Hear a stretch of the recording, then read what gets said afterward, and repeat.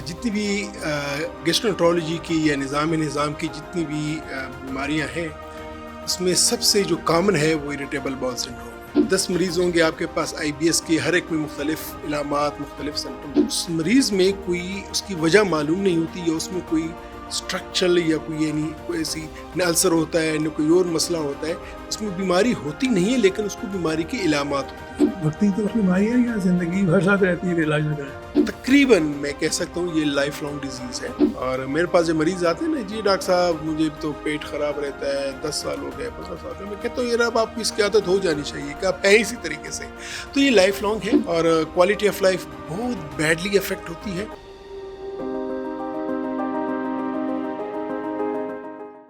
अस्सलाम वालेकुम नाज़रीन, मैं आपको आज विल्सन फार्मास्यूटिकल की तरफ से आज के प्रोग्राम में खुशामदीद कहता हूँ।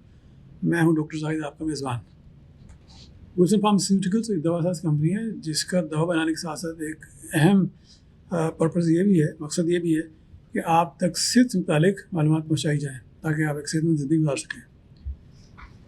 आज हम जिस मौजूद बात करेंगे वो बहुत कॉमन मौजू है और दिलचस्प इसलिए है कि इसकी डायग्नोसिस आसान नहीं होती, इसलिए कि इसमें कोई ख़ास अलामत नहीं होती, बहुत अर्से तक अलामत नहीं होती, या डायग्नोस या स्पेसिफिक कंडीशन अलामत नहीं होती। लेकिन अगर इसको कंट्रोल ना किया जाए तो प्रॉब्लम हो सकती है। इसको कहते हैं आईबीएस, इरिटेबल बाउल सिंड्रोम। इस पर बात करने के लिए आज हमारे साथ मौजूद हैं professor Javed Iqbal Farooqui. He is professor of medicine gastroenterology, life care hospital, Peshawar. सलाम डॉक्टर साहब। वालेकुम सलाम, thank you for coming. Doctor साहब, ये बताइए कि आईबीएस, इरिटेबल बाउल सिंड्रोम क्या है? इसको हम दूसरी बीमारियों से, इंटेस्टाइन की या गट स्टमक की बीमारी से कैसे डिफरेंशिएट कर सकते हैं? उसमें अल्सर भी होता है, इन्फ्लेमेशन भी होती है, इसमें उसमें क्या फ़र्क है? इरिटेबल बाउल सिंड्रोम, पहले तो ये कि जितनी भी गैस्ट्रोएंटरोलॉजी की या निज़ाम की जितनी भी बीमारियां हैं, उसमें सबसे जो कॉमन है वो इरिटेबल बाउल सिंड्रोम है।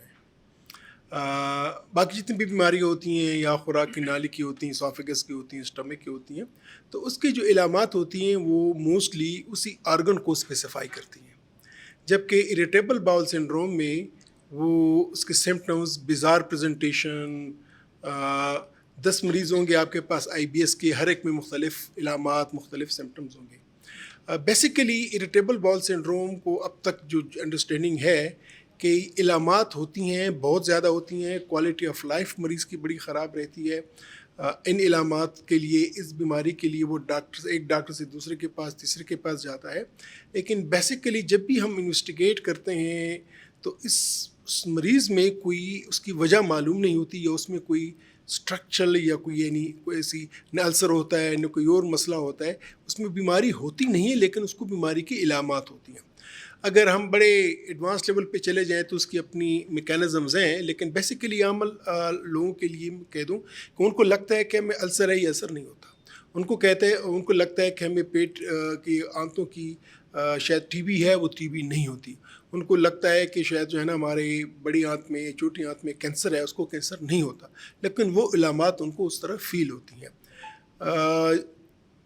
जिस तरह कि मैंने कहा कि बहुत सारे इलामात हैं, लेकिन जो बड़ी इलामात हैं वो ये है कि पेट में दर्द होना, पेट खाने के बाद ख़ास तौर पे पेट का भारी हो जाना, फूल जाना, जिसको ब्लोटिंग बोलते हैं। और इस पेट के फूल जाने का और पेट के दर्द का एक ताल्लुक उसके बाउल मूवमेंट से है। जब वो वॉशरूम जाता है तो ये वो जाती है, दोनों मेल फीमेल दोनों में होता है, तो फिर उसके ये जो एब्डोमिनल डिस्कम्फर्ट होता है वो कुछ रिलीव हो जाता है। और बाकी इसके बहुत सारी टाइप्स हैं आईबीएस, सिर्फ एक नहीं। जिस तरह के मैंने कहा, अकॉर्डिंग टू सिम्टम्स इसकी मुख्तलिफ अक़साम होती हैं। फिर इसको फंक्शनल डिजीज़ क्यों कहते हैं? फंक्शनल डिजीज़ को अगर आप ये समझ लें कि शायद मरीज़ बनाता नहीं है। फंक्शनल डिजीज़ के जो आपके डाइजेस्टिव सिस्टम के जो फंक्शंस होते हैं वो फंक्शंस नॉर्मल नहीं होते। मैं इस तरह समझाता हूँ कि वो अगर एक नॉर्मल शख्स दिन में एक बार या मैक्सिमम 2 बार या फिर हर दूसरे दिन वॉशरूम जाता है, वॉशरूम अटेंड करता है, खाना खाता है, उसको कोई तकलीफ़ नहीं होती है, तो ये एक नॉर्मल फंक्शन है। इसमें ये फंक्शंस लॉस कर जाता है। یا وہ بار بار واش روم جاتا ہے, دن میں 5 6 10 دفعہ جاتا ہے, پین ہوتی ہے. وہ ایسا بھی ہوتا ہے کہ وہ ہفتوں واش روم نہیں جاتا, واش روم جاتا ہے وہ پوری طرح فارغ نہیں ہو پاتا. تو جس طرح میں نے کہا نا کہ اس کے ٹائپس ہو جاتی ہیں کہ یہ کانسٹیپیشن کی طرف بات چلی گئی ہے, ڈائریا کی طرف چلی گئی ہے, بلوٹنگ کی طرف چلی گئی ہے. یہ مکس اپ بھی ہوتا ہے کہ کبھی ڈائریا کبھی کانسٹیپیشن. اور فنکشنل اس لیے کہ اس میں جی آئی فنکشنز جو ہیں وہ they are compromise, they are not normal. عموماً لوگ فنکشنل کو بولتے ہیں کہ کوئی شخص خود بنا رہا ہے, بنا نہیں, یہ غلط کانسیپٹس ہیں. کانسیپٹ یہ ہونا چاہیے. تو یہ بتائیے کہ پھر اس کو ڈائگنوز کیسے کرتے ہیں آپ؟ اس لیے کہ کوئی پیتھولوجی نہیں ہے, کوئی کچھ نہیں ہے, صرف سمٹمز ہیں اس کو. اس کی ڈائگنوزس کے لیے ہم ڈاکٹر ایک لفظ استعمال کرتے ہیں, ڈائگنوزس بائی ایکسکلوژن, کہ کسی بھی بیماری کی تشخیص کے لیے جو بیسک جو فلاسفی ہے وہ یہ ہے کہ جب ہم مریض کے علامات سنتے ہیں, کیونکہ مریض علامات کے ساتھ آتا ہے, وہ بیماری کے ساتھ نہیں آتا, تو ان علامات کو ہم گروپ کرتے ہیں کہ یہ کس سسٹم کی طرف ریفر کر رہا ہے, چیسٹ کی طرف کر رہا ہے, سینس کی طرف کر رہا ہے. پھر اس کے بعد جو بیماریاں اس طرح کی علامات دیتی ہیں وہ ہماری ذہن میں آ جاتی ہیں. اس کے لیے پھر ہم ایگزامینیشن کرتے ہیں. ایگزامینیشن پہ ہمیں کچھ فائنڈنگز مل جاتی ہیں تو ہمیں پتہ چل جاتا ہے اس کو یہ بیماری ہو سکتی ہے. یا پھر ہم انویسٹیگیٹ کرتے ہیں. اس میں جب ہم انویسٹیگیٹ کرتے ہیں اور جتنے بھی کامن کازز ہیں وہ ایکسکلوڈ کر دیتے ہیں, وہ کچھ بھی نہیں ہوتی, تو سب نارمل آئی بی ایس سے وہ سب نارمل آتے یا.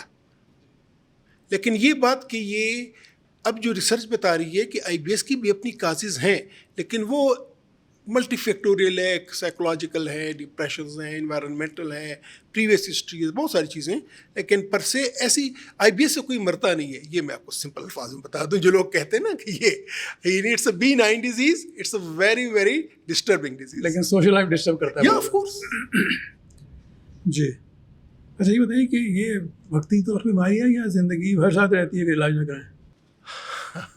بالکل.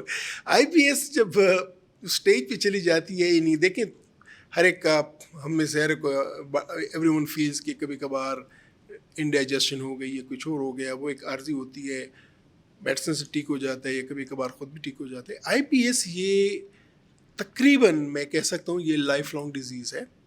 اور میرے پاس جو مریض آتے ہیں نا, جی ڈاکٹر صاحب مجھے تو پیٹ خراب رہتا ہے, 10 سال ہو گئے, 15 سال میں کہتا ہوں یار اب آپ کو اس کی عادت ہو جانی چاہیے کہ آپ ہیں اسی طریقے سے. تو یہ لائف لانگ ہے اور کوالٹی آف لائف بہت بیڈلی افیکٹ ہوتی ہے. اور اس کے لیے یہ وجہ ہوتی ہے کہ وہ ڈاکٹرز سے بار بار ڈاکٹرز بدلتے ہیں, میڈیسن ہوتی ہیں, اور آئی بی ایس کا بعد میں پھر یہ بھی ہو جاتا ہے چونکہ عموماً یہ مریض میڈیسن لے رہے ہوتے ہیں, تو میڈیسن کے اپنے سائیڈ ایفیکٹس, ان کے اپنے پرابلمس, ان کی میڈیسن یہاں پہ مریض کو آؤٹ آف پاکٹ ہے, مریض کو خود خریدنے ہوتے ہیں. تو یہ تمام چیزیں ہیں جس کی وجہ سے جو ہے نا یہ at the end of the day بہت بڑا ایشو ہے. تو اس کو مینیج کیسے کرتے ہیں ڈاکٹر صاحب؟ دیکھیں مینجمنٹ میں جس طرح کہ میں نے کہا نا کہ ٹھیک ہے سمپٹومیٹک ریلیف تو ہمیں دینا ہوتا ہے. اگر کسی کو ڈائریا اینٹی ڈائریل دینا ہوتا ہے, کسی کو کانسٹیپیشن اینٹی کانسٹیپیشن دینی ہوتی ہے, پین ریلیور دینے ہوتے ہیں. لیکن جو سب سے بڑی بات یہ ہے کہ ہمیں مریض کو سمجھانا ہوتا ہے کہ آپ کی بیماری کی نوعیت کیا ہے. یہ بہت امپورٹنٹ ہے, چونکہ کوئی بھی جو کرونک یا لمبی بیماری ہوتی ہے اس سے آپ مریض فیل کرے نہ کرے, یعنی وہ اس کو معلوم ہو نہ ہو, سب کانشیسلی وہ ڈپریس ہو جاتا ہے, اینکشیس ہو جاتا ہے, میں کیوں ٹھیک نہیں ہو رہا. تو جو سائیکولوجیکل ایلیمنٹ ہوتا ہے اس کو ایڈریس کرنا بڑا ضروری ہے. اینٹی ڈپریسنٹ کی ضرورت ہوتی ہے, لیکن سب سے بڑی بات کہ آپ مریض کو سمجھائیں کہ, اور یہ ایک وشیس سائیکل ہوتا ہے. مریض سوچتا ہے وہ چند دن پہلے ایک مریض میرے پاس آیا کہ اس کو آئی بی ایس تھا, بڑا صحیح ایجوکیٹڈ, بڑا صحیح اچھی اسٹیٹس کا, کہ جی میں گھر سے نکل ہی نہیں سکتا ہوں. آپ کی کلینک آنے کے لیے میں نے کئی دفعہ سوچا کہ مجھے تو واش روم کی ضرورت پڑے گی, درمیان میں کیا کروں گا. اور اس کا اور میرے گھر کا کلینک کا فاصلہ میرے خانوں کے 20 منٹ کا تھا یا 15 منٹ کا تھا. تو ان کو سمجھانا ہوتا ہے, اور جب وہ ان کو سمجھ آ جاتی ہے, ان کی کاؤنسلنگ ہو جاتی ہے, تو بہت سارے پیشنٹس کو وہ اس شدت سے علامات فیل نہیں ہوتی جس شدت سے وہ کرتے ہیں.